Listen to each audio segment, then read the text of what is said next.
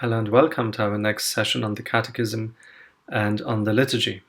And today we want to focus on a short passage of the Catechism, a very short section, talking about the way that the faith is celebrated in different settings, and especially the relationship between different cultures and the liturgy. We know that the Church is a universal Church, and so people from all over the world are called to enter into this one family of the people of God, all called to worship the same God and to celebrate those mysteries of faith handed on to the apostles and through them to us. And so different places will have different ways of celebrating our faith. And so the Catechism reminds us that there are different traditions, different rites recognized and accepted and in use by the Catholic Church. And the one that we are familiar with in our own setting is the Latin rite.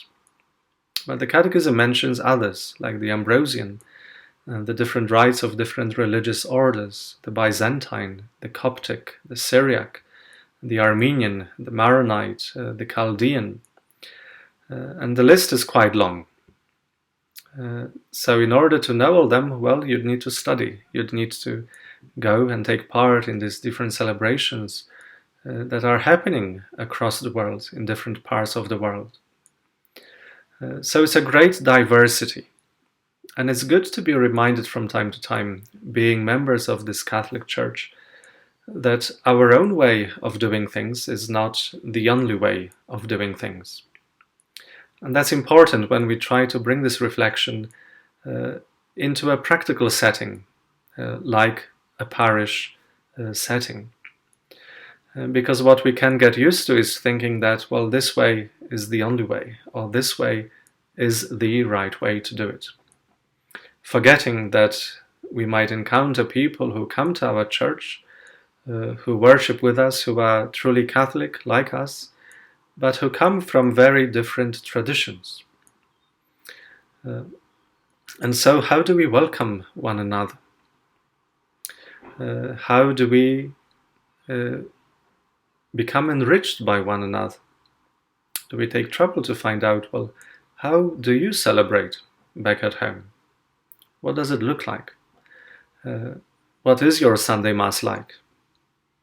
So often we're very quick to dismiss the others because it's so different to me, so foreign, and anything that's very different foreign tends to make us feel uncomfortable.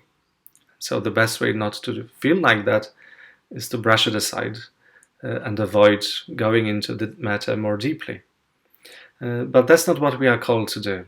It's meant to be an enriching experience. But as we know, that's the opposite sometimes does happen. Because of fear, because of how we end up feeling, either uncomfortable or challenged, or essentially just taken out of our comfort zone when things are done differently. So we are called to be open to that. Because unless we are open to that experience, then tension tends to arise. And with tension can come mutual misunderstandings, and then this communion, the unity of the people of God, tends to become very fragile. And eventually it does break up. And so as sad as it is, that's the reality at times. And so our mission as Catholics, as people who belong to a particular church that worships in this particular locality, is to remember that diversity. To remember that this cultural diversity is important. That each culture has something useful that it can offer and that it can teach me. At the same time, we need to remember that the gospel is the most important in our life. It's not the culture. It's not the fact that I am born in this country or that country. It's not the fact that I am this color rather than the other. What is the most important part of my identity is my faith, my belonging to Christ, because that overcomes all divisions. Now, the issue is that sometimes when we are challenged, we revert back to those divisions for security, for safety, and we tend to then say, I belong to this group, I belong to that group. Well, I'm with this, I'm with that. I prefer this one, I prefer the other. And we forget that actually we belong to Christ. We are members of one single body. And so this cultural diversity needs to be subservient to the gospel. And what do I mean by that? I mean by that there will be certain elements within every culture, within every society, that are contrary to our gospel message. And for me, as a follower of Christ, follower of the gospel, I need to be strong enough to say, well, I appreciate all the richness. I appreciate all the good things I have received from this culture, from this people. But this one I need to reject.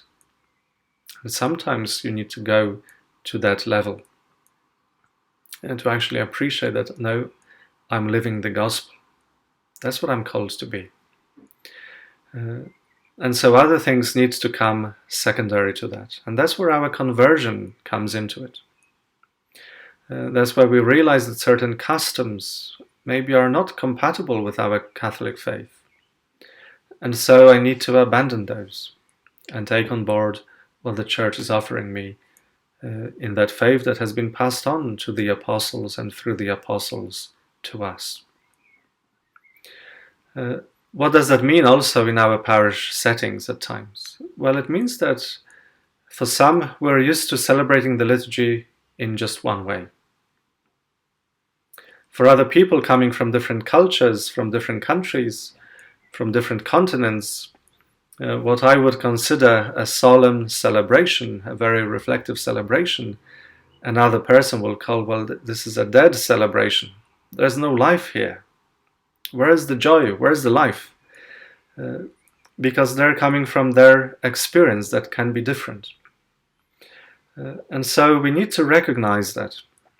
We need to appreciate it, that these people have something to teach me. And how do we as a community celebrate that richness and diversity? Because the danger is we could say to ourselves, well, but we've been here first in this country, in this parish. We've been here for so long. And these people are invading us.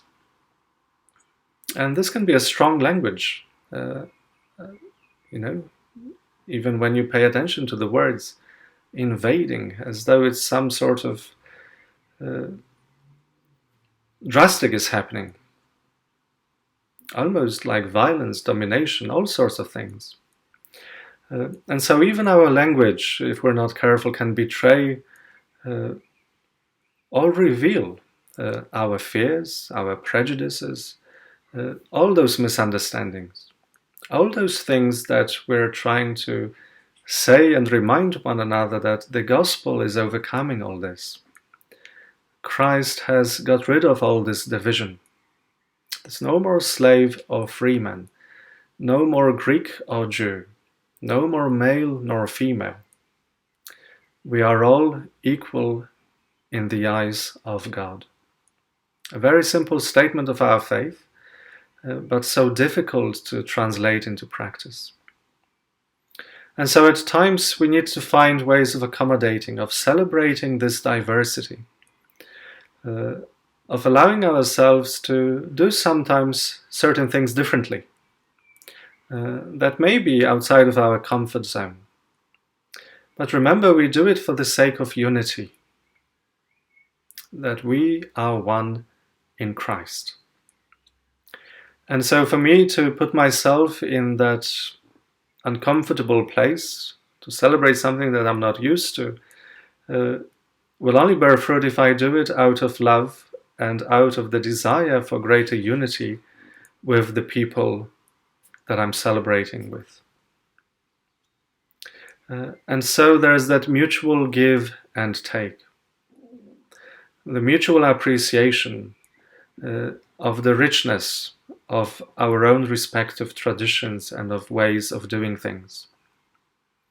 And if we are sure of our faith, if we are certain of where we're coming from, then we can be more ready to then let others in, to let them challenge me, let them teach me something new.